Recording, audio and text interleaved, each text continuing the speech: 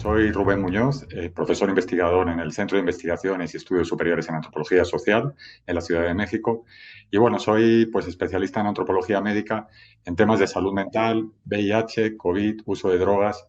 Desde 2011 he realizado diversas investigaciones sobre VIH, principalmente en pueblos indígenas, pero también en otros grupos sociales como con jóvenes migrantes y desplazados centroamericanos que se encuentran en la frontera Guatemala-México en tránsito a Estados Unidos y con sectores socioeconómicamente desfavorecidos en Guayaquil, Ecuador.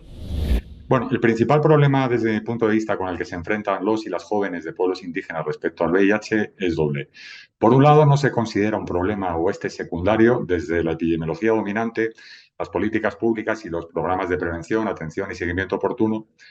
El impacto de la epidemia del VIH en los pueblos indígenas de México y en América Latina es un problema muy poco estudiado cuantitativa y cualitativamente,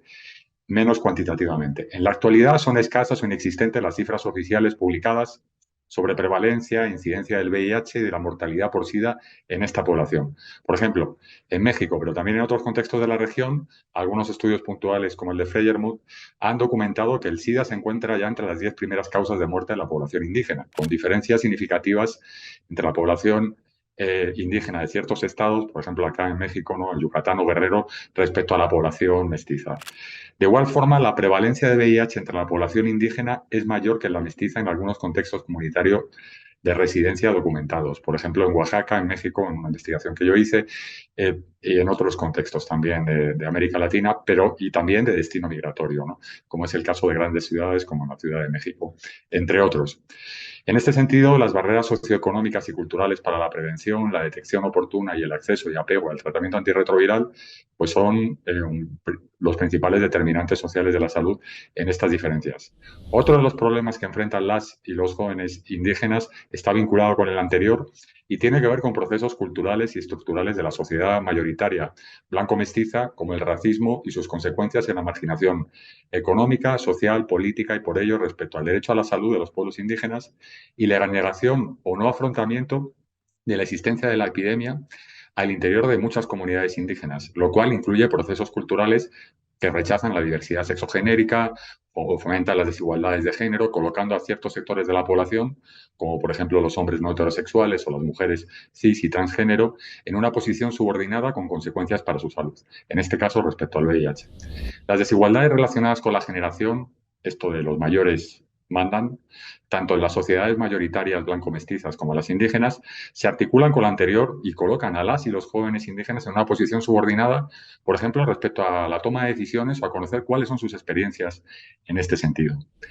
El enfoque epidemiológico universalista basado en los grupos de clave antes denominados de riesgo resulta ineficiente. Este enfoque se centra en aquellos grupos que tienen la capacidad de ser representados, excluyendo a los que no, a partir de estereotipos sobre la cultura y la conducta sexual. Por ejemplo, las mujeres casadas no son afectadas porque solo afecta a las solteras y a los hombres homosexuales, e igual pasa con las y los indígenas. Son inmunes o menos afectados porque solo o principalmente los centros urbanos son afectados y las indígenas, bueno, los indígenas son heterosexuales y viven en comunidades rurales alejadas de la modernidad.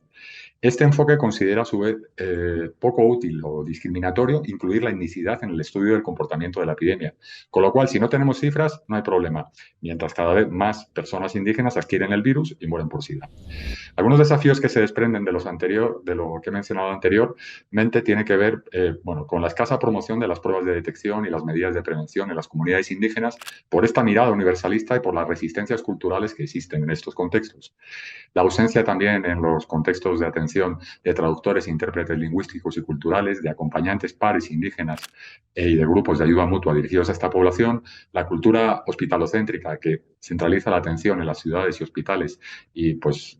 deja un poco de lado a los contextos rurales. Lo mismo ocurre con el estigma hacia la condición de salud VIH positiva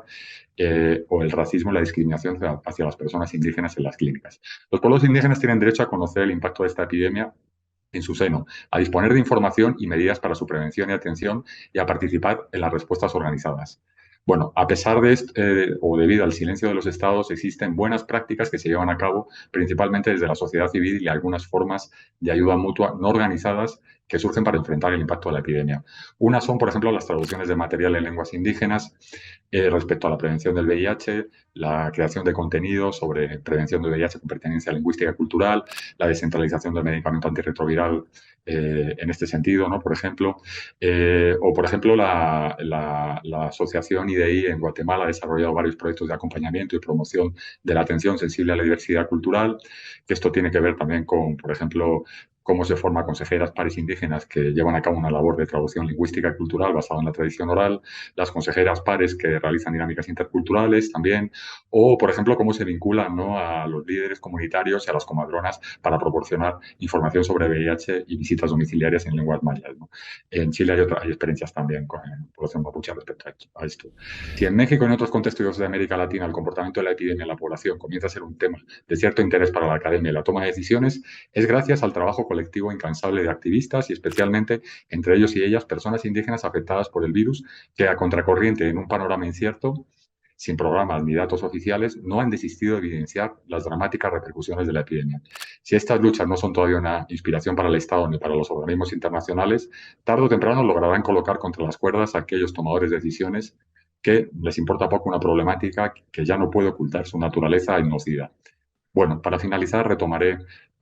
un testimonio de un hombre mixteco con VIH que participó en una investigación que llevé a cabo en Oaxaca. Ayer me habló un familiar de un compañero recién diagnosticado que sabía mi situación y me dice: quiero que me eches la mano para que lo lleves allá, al centro médico especializado. Fui a apoyarlo. Como ya llevamos años acá, tenemos un poco de experiencia en cómo se maneja el tratamiento. He estado compartiendo con los compañeros que llegan nuevos, darles la plática, levantarles, así como me levantaron a mí. O nos ponemos a platicar sobre cómo sobrevivir, cómo sobrellevarlo, no decaer. Me siento feliz de apoyarlos, pues ese apoyo nos sirve mucho a nosotros y a los más nuevos que están llegando ahora, porque ese ánimo es una cadena que vamos levantando uno por uno. Es muy bonito porque formamos un equipo y ese equipo, esa persona que yo levanto, va a levantar a otro y así. Gracias.